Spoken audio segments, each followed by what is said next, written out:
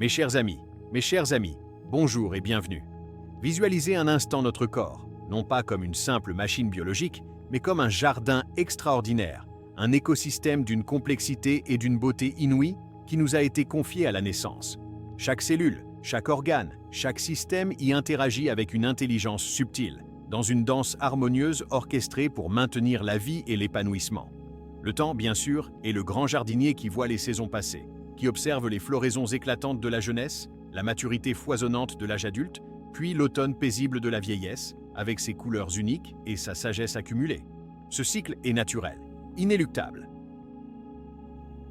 Mais que diriez-vous si je vous confiais que, bien souvent, ce ne sont pas les saisons elles-mêmes qui dévastent le plus précocement notre jardin intérieur, mais plutôt de petites négligences quotidiennes, des mauvaises herbes que nous laissons proliférer, des polluants que nous introduisons sans y penser, qui finissent par étouffer les plantes les plus résilientes et par épuiser la terre nourricière. Des gestes anodins en apparence, répétés inlassablement, qui goutte à goutte peuvent infliger à notre vitalité et à notre longévité en bonne santé des dommages plus profonds, plus insidieux que le simple passage des années. Aujourd'hui, nous allons mettre en lumière, avec une loupe attentive, 3 de ces jardiniers négligents qui sommeillent en nous. 3 habitudes quotidiennes qui, à leur insu, peuvent éroder la splendeur de notre jardin intérieur bien plus sûrement et plus rapidement que la vieillesse elle-même. Non pas pour nous flageller ou nous accabler de culpabilité, mais pour éveiller notre conscience, pour nous armer de connaissances et de pouvoir, afin de cultiver avec amour et sagesse ce jardin précieux et de préserver le plus longtemps possible la symphonie florale de notre bien-être. La première de ces habitudes est sans doute la plus répandue, la plus insidieuse et la plus socialement acceptée dans nos sociétés modernes hyper-industrialisées. Et notre consommation souvent excessive, quasi compulsive et largement inconsciente de sucres raffinés sous toutes leurs formes et d'aliments dits ultra-transformés. Pensez à ces viennoiseries industrielles du matin, débordantes de graisses saturées et de sucres cachés que l'on avale en vitesse. Pensez à ces biscuits et gâteaux emballés individuellement, que l'on grignote sans véritable faim devant un écran, pour combler un vide ou une baisse d'énergie. Pensez à ces sodas et autres boissons sucrées, faussement désaltérantes, mais en réalité gorgées de sirop de glucose-fructose, un véritable choc pour notre métabolisme. Pensez à ces plats préparés si pratiques en apparence, qui nous font gagner du temps, mais dont la liste d'ingrédients interminable ressemble davantage à un obscur manuel de chimie qu'à une recette de grand-mère, truffée d'additifs, de conservateurs, d'exhausteurs de goût et de sucre déguisés. Pensez même à ces céréales du petit déjeuner, parées d'allégations santé ou riches en fibres, qui sont en réalité des bombes de sucre et de glucides rapidement absorbables. Chaque jour, souvent plusieurs fois par jour, sans même nous en rendre toujours pleinement compte, nous soumettons notre organisme à un véritable bombardement de calories vides, de graisses trans et hydrogénées délétères, d'une myriade d'additifs chimiques dont les effets à long terme sont encore mal connus, et surtout de sucre sous toutes leurs formes, saccharose, fructose industrielle, sirop divers, qui agissent comme un véritable poison lent, une douce mais implacable érosion de notre capital santé. Bien plus insidieusement et souvent bien plus rapidement que le processus naturel de vieillissement, cette alimentation déséquilibrée, dénaturée et profondément inflammatoire est un accélérateur majeur éprouvé de nombreuses maladies chroniques qui ravagent nos sociétés. Elle est directement et massivement impliquée dans l'épidémie galopante d'obésité, qui touche désormais toutes les tranches d'âge, dans l'explosion des cas de diabète de type 2, autrefois maladie de la maturité, et aujourd'hui de plus en plus fréquente chez les jeunes.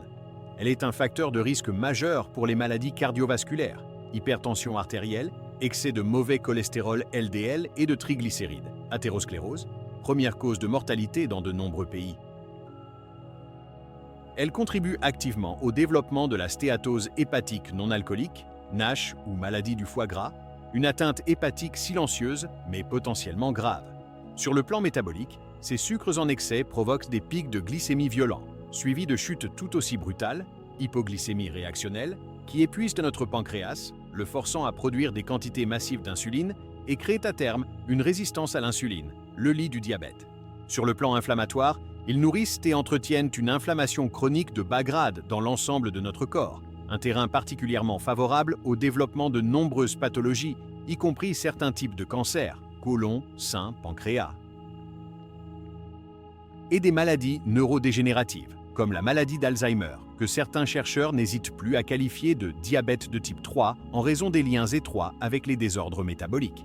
Les aliments ultra-transformés, par leur pauvreté structurelle en nutriments essentiels, vitamines, minéraux, oligo-éléments, fibres protectrices, et leur richesse en substances pro-inflammatoires et en antinutriments, affaiblissent considérablement notre système immunitaire, perturbent en profondeur l'équilibre fragile de notre microbiote intestinal, cette immense colonie de micro-organismes qui peuplent nos intestins et jouent un rôle si crucial pour notre santé digestive, immunitaire et même mentale, notre fameux deuxième cerveau, et accélèrent le vieillissement cellulaire prématuré.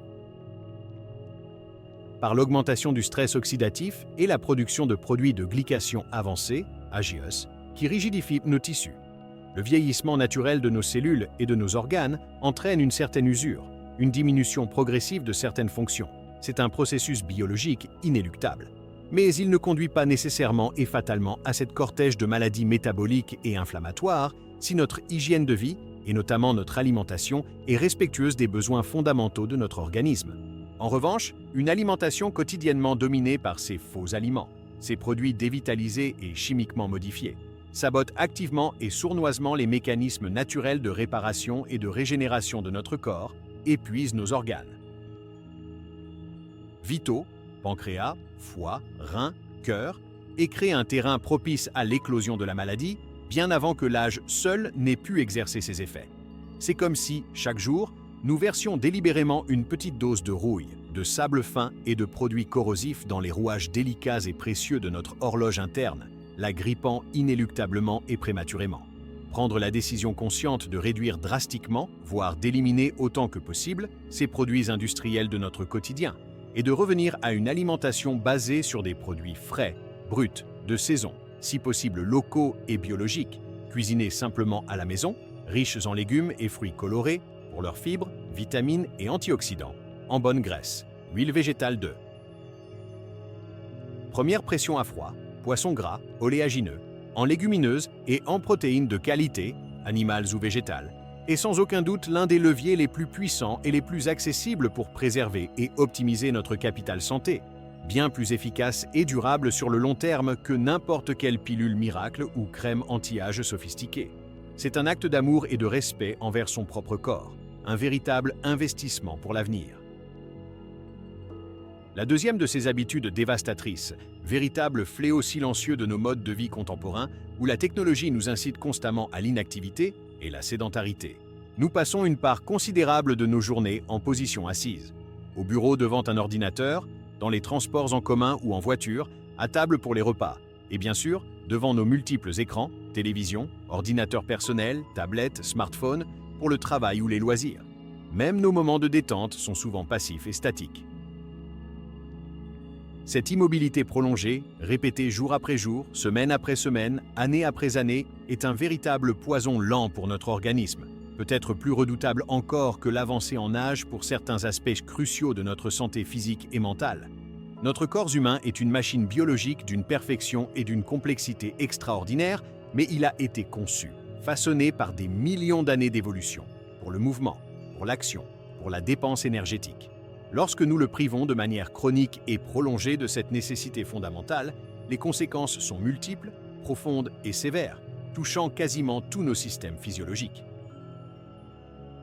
La sédentarité est un facteur majeur dans la prise de poids et l'obésité, car elle réduit drastiquement notre dépense calorique quotidienne. Elle entraîne une perte progressive et insidieuse de masse musculaire, la sarcopénie, un processus qui peut commencer bien avant la vieillesse si l'on est chroniquement inactif, et qui a des conséquences graves sur notre force, notre métabolisme de base et notre autonomie. Elle contribue à la diminution de la densité osseuse, augmentant le risque d'ostéoporose et de fractures, surtout chez les femmes après la ménopause, mais aussi chez les hommes. Nos articulations, conçues pour être mobiles, s'ankylosent, deviennent douloureuses et perdent de leur souplesse. La sédentarité nuit gravement à la santé de notre système cardiovasculaire. Le cœur, étant un muscle puissant, a besoin d'être régulièrement sollicité et entraîné pour rester performant et efficace. L'inactivité physique chronique augmente de manière significative le risque d'hypertension artérielle, d'infarctus du myocarde, d'accident vasculaire cérébral, AVC, et d'insuffisance cardiaque. Notre circulation sanguine et lymphatique, qui dépend en partie de la contraction musculaire, ralentit considérablement, favorisant l'apparition d'œdèmes dans les membres inférieurs, de varices, de thromboses veineuses et entravant une bonne élimination des déchets métaboliques et des toxines. Notre métabolisme général se met en mode veille prolongée. La sensibilité de nos cellules à l'insuline diminue, ce qui, comme nous l'avons vu, est un facteur de risque majeur de diabète de type 2. Et notre capacité pulmonaire, si elle n'est pas entretenue par un effort régulier, se réduit progressivement, nous rendant plus essoufflés au moindre effort. Au-delà de ces conséquences purement physiques, la sédentarité a un impact tout aussi négatif, et souvent sous-estimé, sur notre morale, notre humeur et nos fonctions cognitives. De nombreuses études ont clairement établi un lien entre le manque d'activité physique régulière et un risque accru de dépression, de troubles anxieux, de baisse de l'estime de soi et de déclin cognitif, perte de mémoire, difficultés de concentration. Ralentissement de la pensée. Bouger, au contraire, stimule la production par notre cerveau de neurotransmetteurs bénéfiques comme la sérotonine, l'hormone du bien-être, la dopamine, l'hormone du plaisir et de la motivation, et les endorphines, nos opiacés naturels, analgésiques et euphorisants. L'activité physique améliore la plasticité cérébrale, la capacité du cerveau à créer de nouvelles connexions neuronales, favorise la neurogenèse, la naissance de nouveaux neurones, notamment dans l'hippocampe, une zone clé pour la mémoire et l'apprentissage, et augmente l'oxygénation et la vascularisation du cerveau. Le vieillissement naturel de notre organisme entraîne une certaine diminution progressive de nos capacités physiques et parfois cognitives. C'est un fait biologique. Mais une personne âgée qui reste physiquement active et engagée peut conserver une forme physique, une agilité mentale et une joie de vivre bien supérieure à celle d'une personne plus jeune, mais totalement sédentaire et passive. C'est comme si nous laissions notre précieuse horloge interne, si magnifiquement conçue, prendre la poussière dans un coin sombre de notre existence, ses aiguilles s'immobilisant lentement, non pas par une usure inéluctable liée au temps, mais par un manque flagrant d'entretien, de mouvement et de stimulation.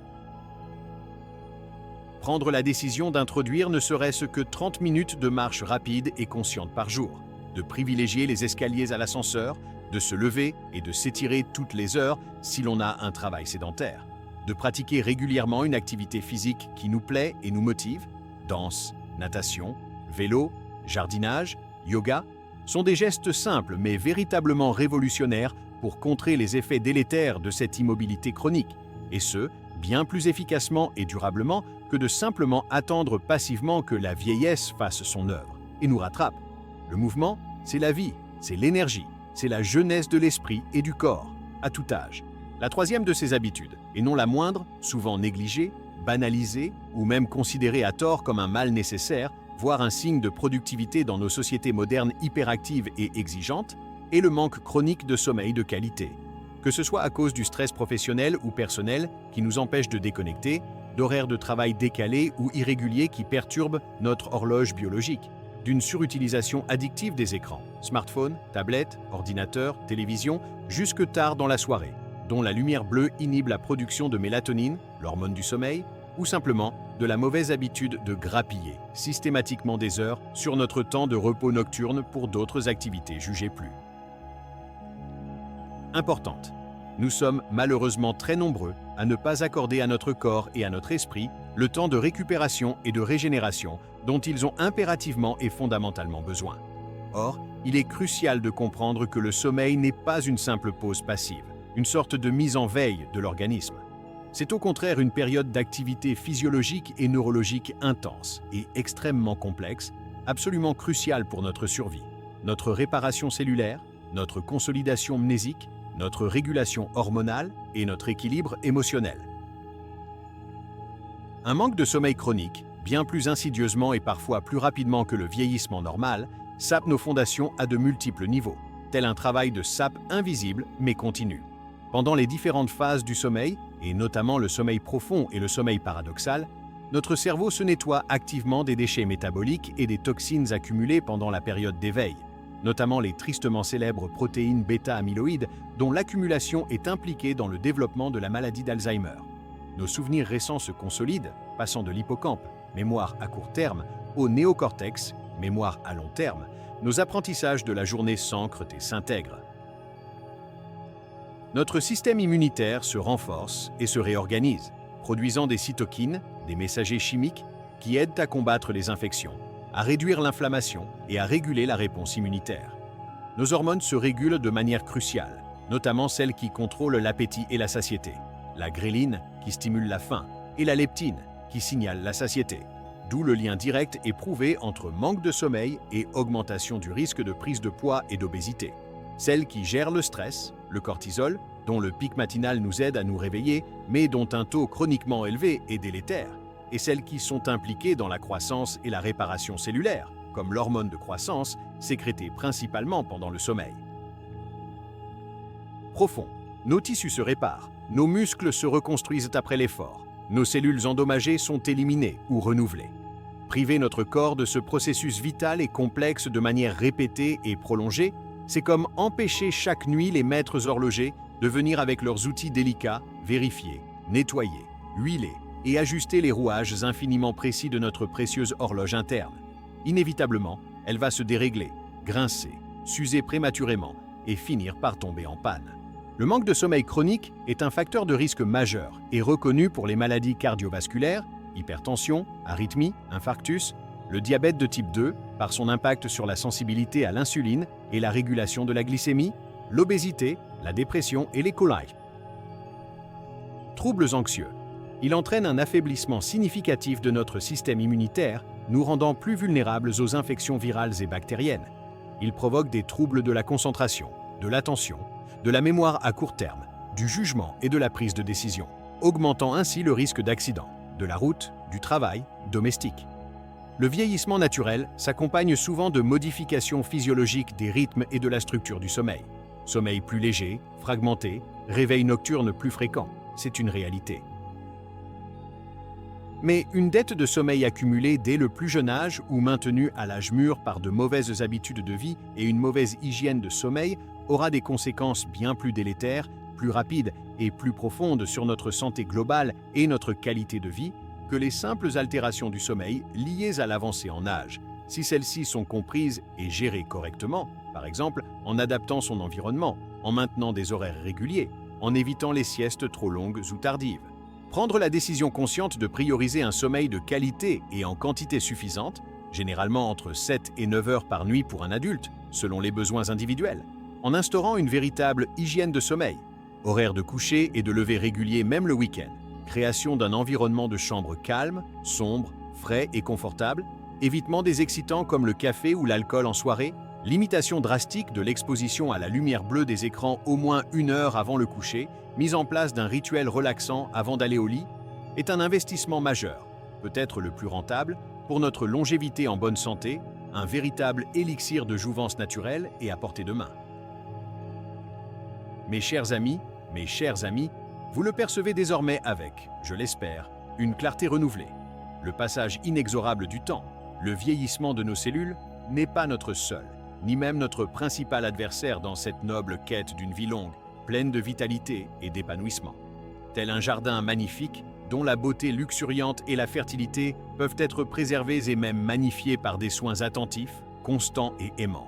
Notre corps est un trésor d'une valeur inestimable, qui mérite notre plus grande vigilance, notre écoute la plus fine et notre bienveillance la plus active au quotidien. Ces 3 habitudes que nous avons explorées en détail, la consommation excessive d'aliments dénaturés, sucrés et ultra transformés, la sédentarité chronique qui nous ankylose et nous affaiblit, et le manque persistant de sommeil réparateur qui épuise nos réserves, sont comme des jardiniers négligents ou mal intentionnés qui, jour après jour, par leurs actions ou leurs omissions, peuvent éroder insidieusement notre capital santé, assécher notre terre intérieure et ternir l'éclat de nos plus belles floraisons, bien plus sûrement et plus précocement que le simple tic-tac des années. Mais la nouvelle la plus encourageante, la plus porteuse d'espoir, c'est que ces habitudes ne sont en aucun cas une fatalité, une condamnation irrévocable. Elles sont, pour la plupart, le fruit de choix conscients ou inconscients, de routines que nous avons installées et que nous pouvons, avec de la volonté, de la persévérance et les bonnes informations, consciemment décider de modifier, de transformer, voire d'éradiquer, en prenant pleinement la mesure de leur impact potentiellement dévastateur, en choisissant avec discernement de nourrir notre corps avec des aliments vivants, vibrants et nutritifs, de le maintenir en mouvement joyeux et régulier, et de lui accorder le repos sacré et réparateur dont il a un besoin si fondamental, nous ne faisons pas que simplement ralentir les aiguilles du vieillissement biologique. nous devenons les artisans éclairés, les co-créateurs responsables de notre propre vitalité, de notre propre résilience. Nous reprenons en main les rênes de notre jardin intérieur, nous en devenons les gardiens aimants et vigilants, pour qu'il continue de fleurir et de fructifier, longtemps encore, offrant au monde l'heure joyeuse et la mélodie harmonieuse d'une vie pleine, riche et en bonne santé. Le pouvoir extraordinaire de cultiver et de préserver cette symphonie nous appartient, à chaque bouchée consciente, à chaque pas énergique, à chaque nuit paisible et régénératrice. C'est un engagement quotidien, un acte d'amour envers soi dont les fruits sont inestimables.